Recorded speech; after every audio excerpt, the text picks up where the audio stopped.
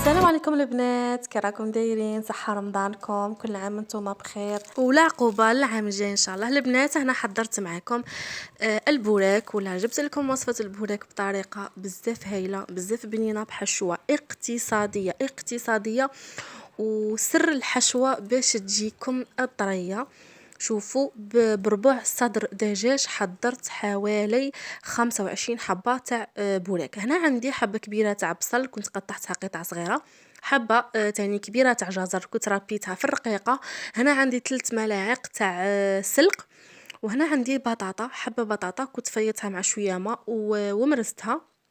وهنا عندي ربع صدر تاع دجاج. شوفوا كمية الدجاج تاع البولياشي فريمون يعني كميه قليله، ودارت لي خرجت منها 25 حبه. هنا عندي لاصوص بيشاميل تاعي. طبعا بيشاميل درت فيها، شوفوا، ملعقه كبيره تاع زبده، ملعقه كبيره تاع فارينه، حمصتهم مليح وزدت معاهم كاس تاع حليب، وتقعدي يعني تحركي فيها حتى تثقال، وتزيدي لها شويه ملح، شويه تاع فلفل اسود، والجبن هو يعني اختياري. نروحوا هنايا البنات الحشوه تاعنا. ندير البصل تاعي هو الاول، نخليه حتى يذبال مليح في شويه تاع زيت. راني نحمص في البصل تاعي، وراح نضيف له الجزر اللي كنت ربيته في الرقيقه كامل، ونحركهم مليح ونخليهم حتى يذبالوا. تابعوا معايا البنات. هنا راح ندير رشه تاع ملح باش البصل تاعي يطلق الماء تاعه وما ينحرقليش، على نار هاديه البنات. شوفوا شويه تاع ملح، الدور تاع الملح تاعنا مع البصل هنايا راح يطلق لنا الماء تاعه كما قلت لكم باش ما يلصقليش، ونغطوها ونخلوها حتى تذبال. شوفوا البنات هنايا بعد ما دبال لي البصل مع الجزر اللي كنت درته، راح نضيف 3 ملاعق تاع سلق. شوفوا هذا السلق ديجا كنت ماشي غليته في الماء، يعني نخليه حتى يدبال ومن بعد عاد نديره هنايا. وهنا البنات راح نضيف البولياشي. شوفوا يعني كميه صغيره، كما قلت لكم هاد الحشوه بزاف اقتصاديه وبزاف بنينه. نحركوها مليح وندخلوها مليح مع باقي المقادير. ما نديروش لي زيبيس هنايا، لي زيبيس يعني ما نديروهمش كاع دروك. دوك تشوفوا البنات هنا بعد ما طابت لي شويه هذيك البولياشي، شوفوا نحركوها مليح. وهنا راح نضيف لي زيبيس.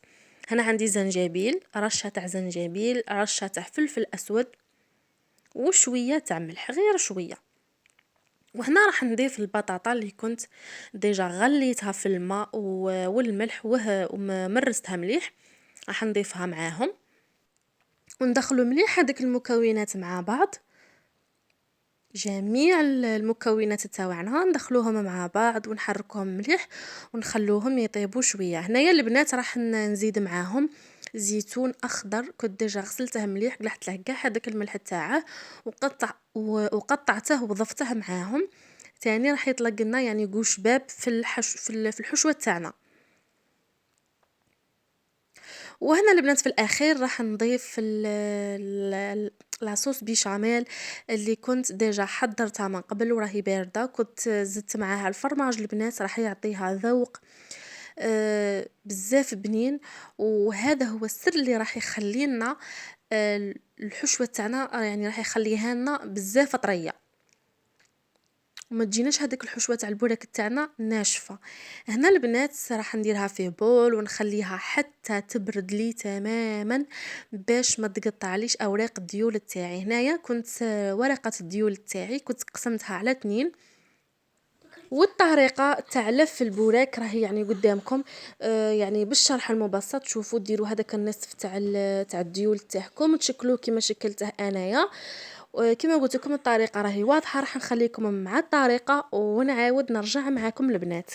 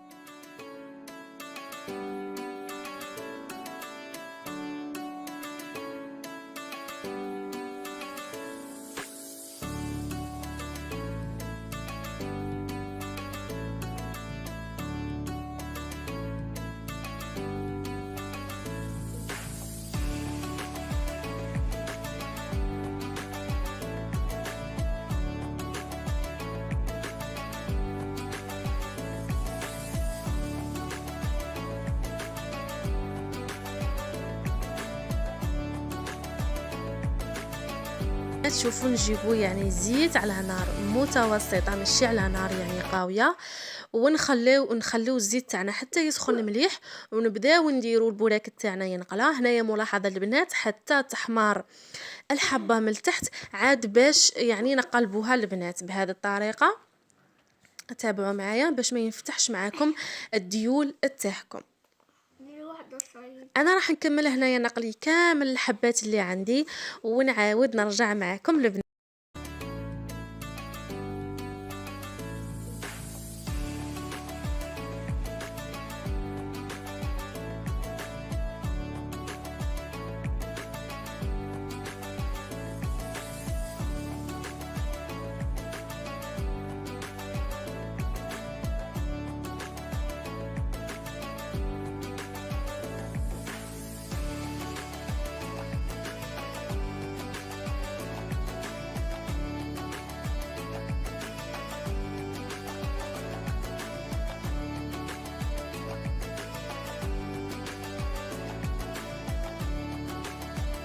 وهنا يا البنات كملت كامل الكمية اللي كانت عندي، 25 حبة بربع صدر دجاج. يعني حضرت لي كمية لا بأس بها، وكنت رافقت البوراك تاعي مع الحريرة الغرب. طبعا الوصفات على الحريرة راهي في القناة.